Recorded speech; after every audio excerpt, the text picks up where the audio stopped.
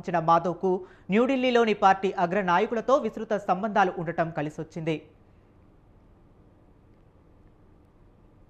ఏపీలో బీజేపీ కొత్త అధ్యక్షుడిగా మాధవ్ బాధ్యతలు చేపట్టారు. గతంలో ఆయన తండ్రి చలపతిరావు కూడా సుదీర్ఘకాలం ఏపీ బీజేపీ అధ్యక్షుడిగా పనిచేశారు. పార్టీ అధిష్టానం సూచన మేరకు మాధవ్ ఒక్కరే ఈసారి అధ్యక్ష పదవికి నామినేషన్ దాఖలు చేశారు. దాంతో ఏకగ్రీవంగా బీజేపీ రాష్ట్ర అధ్యక్షుడిగా మాధవ్ ఎంపికైనట్లు జాతీయ నేతలు ప్రకటించారు. పురంధేశ్వరి ఆయనకు పార్టీ జెండాను ఇచ్చి బాధ్యతలు అప్పగించారు.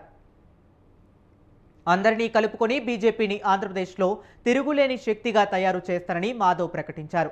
ఓ చేతిలో బీజేపీ జెండా, మరో చేతిలో కూటమి జెండాతో ముందుకు వెళ్లాలని నేతలకు దిశానిర్దేశం చేశారు.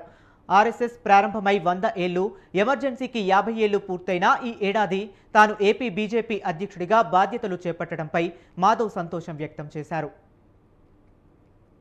బాధ్యత చాలా గురుతరమైన బాధ్యత. అంటే ఆ స్థానానికి అంటే అతి సాధారణమైన కార్యకర్త కూడా అక్కడ కూర్చోబెడితే తప్పనిసరిగా ఏదైతే సహచర బృందం ఉందో, ఎక్కడైతే మొత్తం మన నాయకత్వ శ్రేణి ఉందో, వీళ్ళందరి యొక్క శక్తి కూడా ఆయనకి ప్రసరించి అనేక అద్భుతాలు సృష్టించారు అనడానికి ఇది ఉదాహరణ.